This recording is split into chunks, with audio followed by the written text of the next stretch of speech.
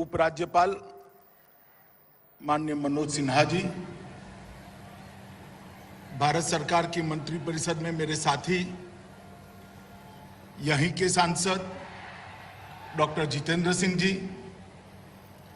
Jammu Kashmir high court के मुख्य न्यायाधीश जस्टिस पंकज मित्तल जी, भारत सरकार के गृह सचिव श्रीमान भल्ला जी, आसूचना ब्यूरो के निर्देशक श्री अरविंद कुमार जी, आज जिनके निमंत्रण पर मैं यहाँ पर उपस्थित हुआ हूँ, सीआरपीएफ के डीजी श्री कुलदीप सिंह जी, मुख्य सचिव जम्मू और कश्मीर, और आज इस शानदार परेड में जिन्होंने हिस्सा लिया है और अन्यथा भी उपस्थित है, सभी सीआरपीएफ के मेरे प्यारे जवान भाइयों बहनों, उनके परिवारजनों, प्रिय बच्चों, पत्रकार और छायाकार मित्रों, आज सीआरपीएफ के लिए और देश की सुरक्षा के लिए जुड़े हुए सभी संगठनों के लिए बहुत हर्ष का विषय है कि आज सीआरपीएफ अपनी 83वीं वर्षगांठ मना रहा है। इस अवसर पर देश भर में देश की सुरक्षा और आंतरिक सलामती का काम करते हुए फैले हुए लाखों सीआरपीएफ के सभी जवानों को मैं हृदय से बधाई भी देता हूं और बहुत शुभकामनाएं भी देता हूं। मित्रों, भारत सरकार ने एक निर्णय अभी किया है कि सभी सीएपीएफ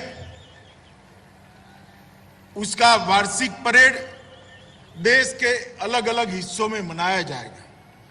इसके पीछे उद्देश्य यह है कि देश की सुरक्षा, सीमाओं की सुरक्षा और आंतरिक सुरक्षा में लगे हुए सभी सीएपीएफ संगठन अलग अलग हिस्सों में जाकर देश की जनता से आत्मीय संबंध बनाए और देश की संस्कृति के साथ घुल मिलकर अपने आप को सदैव ड्यूटी के लिए समर्पित करें। इसी कार्यक्रम के तहत आज सीआरपीएफ की वार्षिक परेड ऐतिहासिक शहर जम्मू में आयोजित की गई है। आज मैं जम्मू में आया हूं। ये ऐतिहासिक नगर में मेरी बात की शुरुआत करने से पहले सबसे पहले मां वैष्णो देवी को प्रणाम कर मैं मेरी बात की शुरुआत करना चाहता हूं। ये यही भूमि है जहां पंडित प्रेमनाथ डोगरा ने और श्यामा प्रसाद मुखर्जी ने कश्मीर को भारत का अटूट हिस्सा बताते हुए एक देश में दो प्रधान, दो निशान और दो विधान नहीं चलेंगे, इसका आंदोलन किया था। और हमारे देश के नेता श्यामा प्रसाद मुखर्जी का बलिदान भी इसी धरती पर इसी आंदोलन को करते करते हुआ था। आज मुझे आनंद है कि मोदी जी के नेतृत्व में श्यामा प्रसाद मुखर्जी और पंडित प्रेमनाथ डोगरा दोनों के स्वप्न आज पूरे हुए हैं और आज एक निशान, एक विधान और एक प्रधान का स्वप्न पूरा हुआ है। मित्रों, आज सीआरपीएफ के स्थापना दिन पर 2340 सीआरपीएफ के जो बलिदानियों ने बलिदान दिया है स्थापना से लेकर आज तक, और देश की पहले देश की सीमाओं की सुरक्षा करते हुए, बाद में देश की आंतरिक सुरक्षा करते हुए, नक्सलवाद, आतंकवाद के खिलाफ लड़ते हुए, कौमी दंगों को निपटते हुए, वो सभी सीआरपीएफ के जवानों को आज मैं देश की जनता की ओर से बहुत विनम्र श्रद्धांजलि भी देना चाहता हूं और उनके परिवारों के बलिदान को देश की जनता हमेशा के लिए याद रखेगी। और देश का इतिहास जब भी लिखा जाएगा, ये 2340 बलिदानी उनका बलिदान सुवर्ण अक्षर से लिखा जाएगा। इसका आश्वासन मैं उनके परिवारजनों को देना चाहता हूं। आज जिनको अपने उत्कृष्ट प्रदर्शन के लिए अलग अलग प्रकार के अवार्ड मिले हैं, उनको मैं हृदय से बधाई देना चाहता हूं, और जिनको मरणोपरांत अवार्ड मिले हैं, वो परिवारजनों को मैं कहना चाहता हूं कि आपके बेटे के, आपके पति के, आपके भाई की शहादत कभी विफल नहीं जाएगी। ये देश युगों युगों तक उनकी शहादत को याद रखेगा। मित्रों, सीआरपीएफ ने एक जो परंपरा खड़ी की है, अपने आप का विचार करे बगैर, अपने आप का विचार करे बगैर देश का विचार करना, देश की सुरक्षा का विचार करना, ये परंपरा को मुझे विश्वास है सीआरपीएफ के सभी जवान आगे ले जाएंगे और सुदृढ़ करेंगे। हम सभी का आज के दिन यही संकल्प होना चाहिए। सीआरपीएफ केवल एक सीएपीएफ के रूप में नहीं है। देश का बच्चा बच्चा सीआरपीएफ के जवानों की शिस्त, समर्पण, बलिदान और त्याग की भावना की सराहना करता है।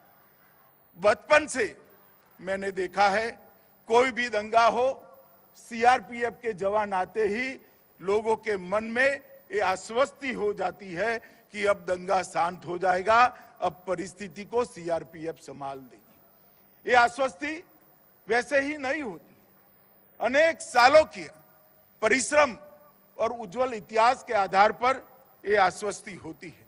चाहे नक्सल एरिया हो, चाहे कश्मीर के अंदर पाक प्रेरित आतंकवादियों का सामना करना हो, चाहे उत्तर पूर्व के अंदर अशांति फैलाने वाले ग्रुपों को समाप्त कर शांति को बहाल करना हो, ये तीनों क्षेत्र में सीआरपीएफ ने बहुत सराहनीय भूमिका निभाई है।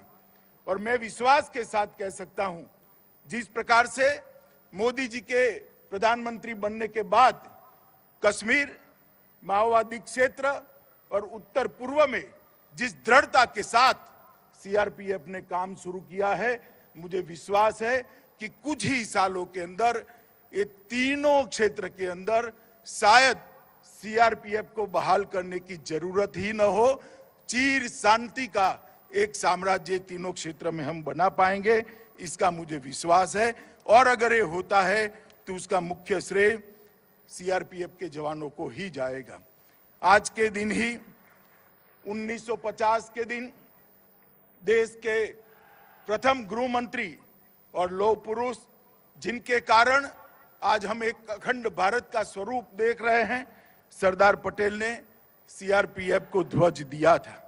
और आज वहीं से शुरू हुआ ये संगठन 246 बटालियन और 3,25,000 के जवानों के बल के साथ देश का सबसे बड़ा सशस्त्र बल बनकर उभरा है, जिसकी विश्वसनीयता न केवल देश, दुनिया में जिसकी विश्वसनीयता का लोहा लेने के लिए एक भी सशस्त्र संगठन तैयार नहीं है, इसका मुकाबला नहीं कर सकता है।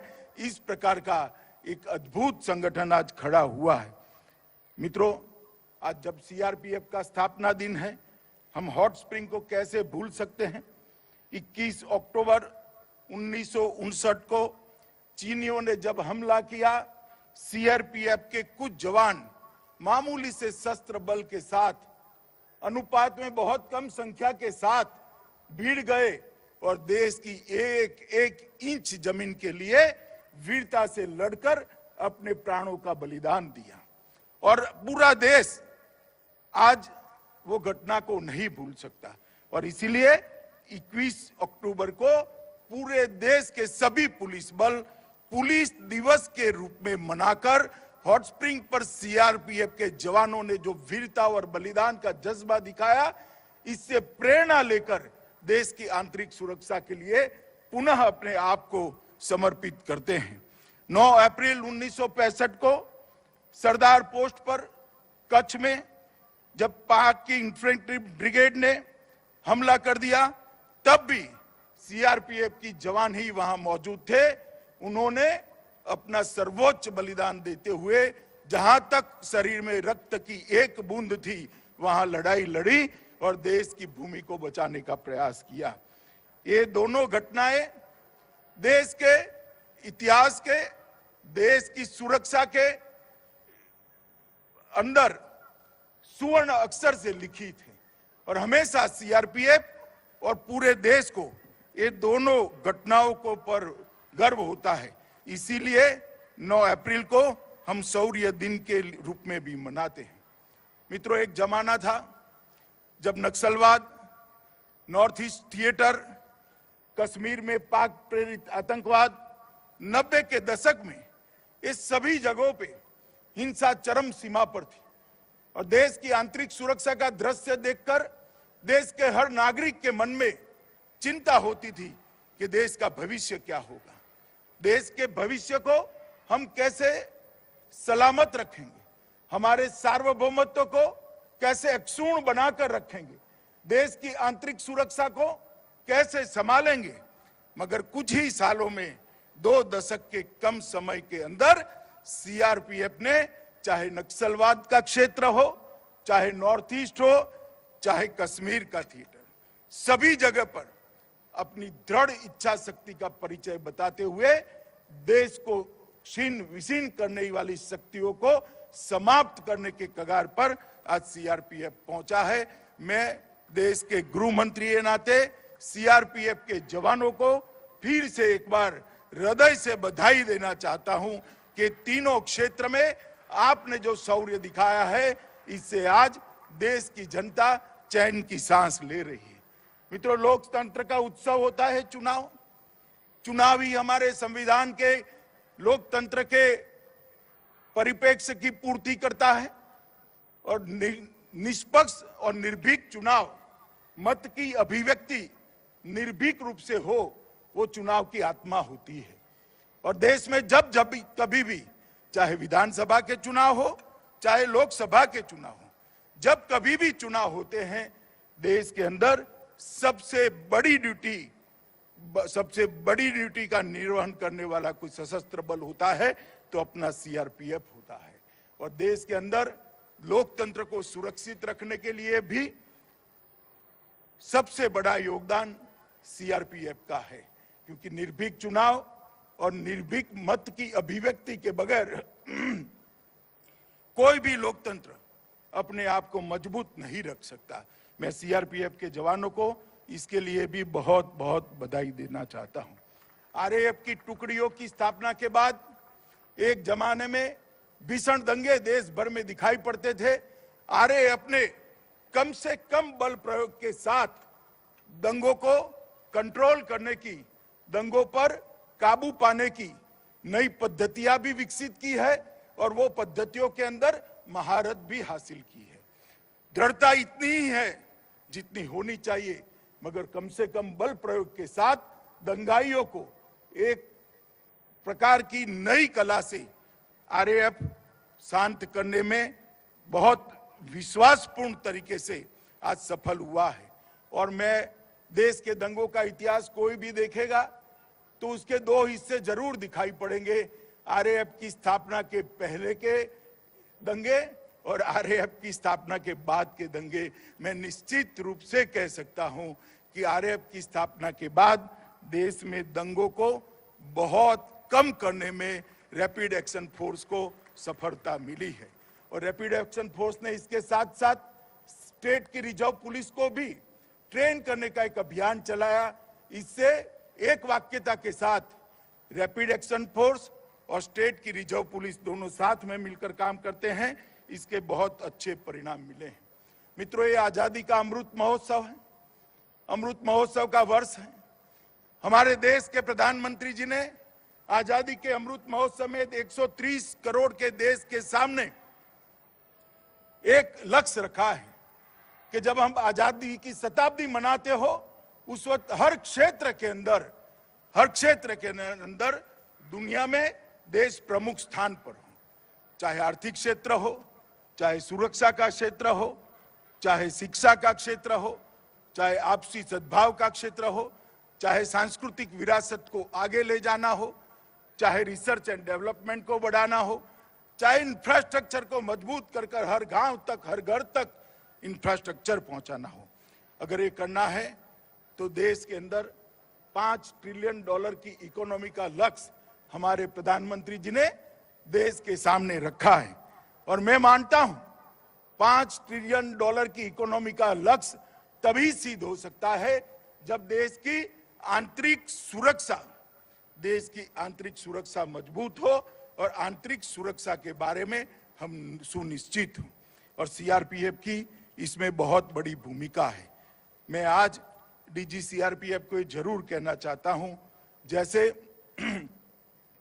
देश के अंदर हर क्षेत्र, हर इकाई अपने लक्ष्य तय कर रहा है, सीआरपीएफ भी आजादी के अमृत महोत्सव के वर्ष में एक शताब्दी तक के सीआरपीएफ का रोड मैप, आने वाली चुनौतियां और आने वाली टेक्नोलॉजी को, उपलब्ध टेक्नोलॉजी को और आने वाली टेक्नोलॉजी को आत्मसात करने की रणनीति दोनों बनाकर सीआरपीएफ को सबसे आधुनिक, सबसे सक्षम और सबसे इफेक्टिव सशस्त्र बल बनाएं।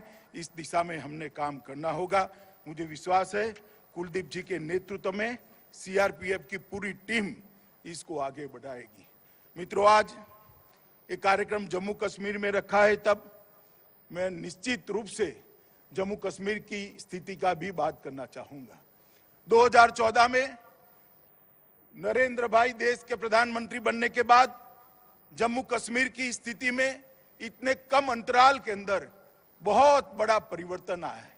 सबसे पहली बात, जम्मू कश्मीर में लोकतंत्र को गांव तक पहुंचाने की शुरुआत हुई है। आज जम्मू कश्मीर के लिए और देश भर के लिए गर्व की बात है, 33,000 से ज्यादा प्रतिनिधि ये लोकतंत्र का हिस्सा बना है। हर गांव में पंच सरपंच गांव को विकास के रास्ते पर आगे ले जा रहे हैं। तहसील पंचायतें बनी हैं, जिला पंचायतें बनी हैं।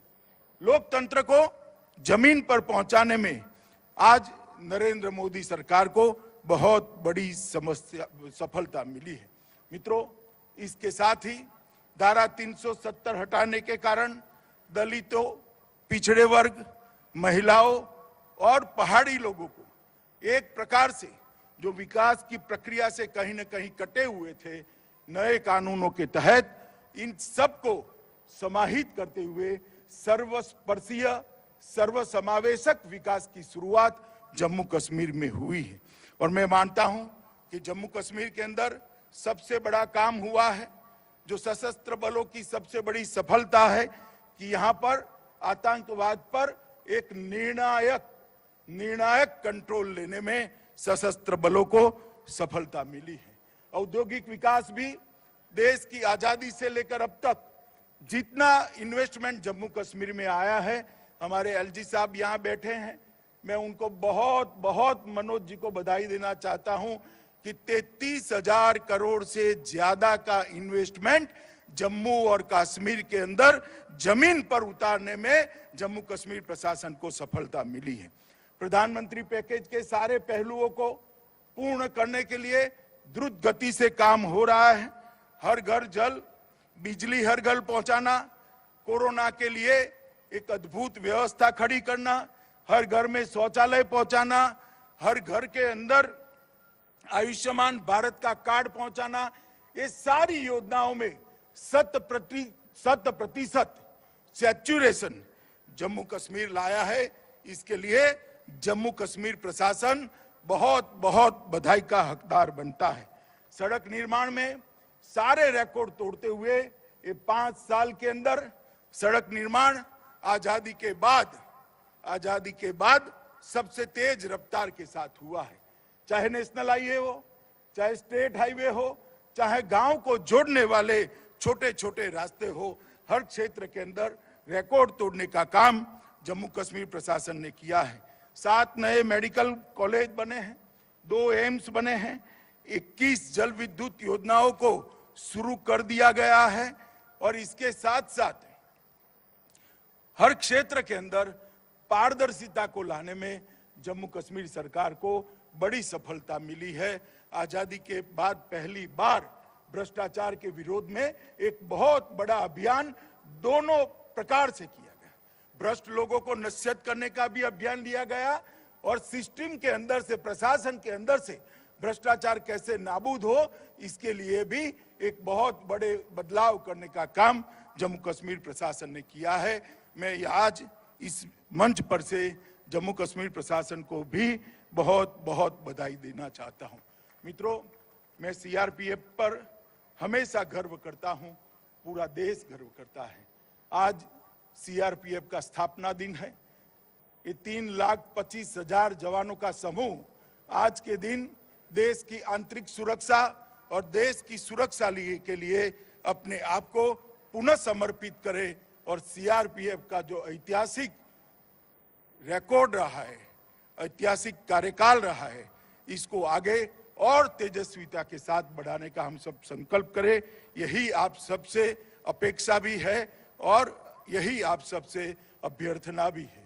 मित्रों, फिर से एक बार 2340 जवान जो अपना सर्वोच्च बलिदान दिए हैं, उनको श्रद्धांजलि देकर मेरी बात को मैं समाप्त करता हूं।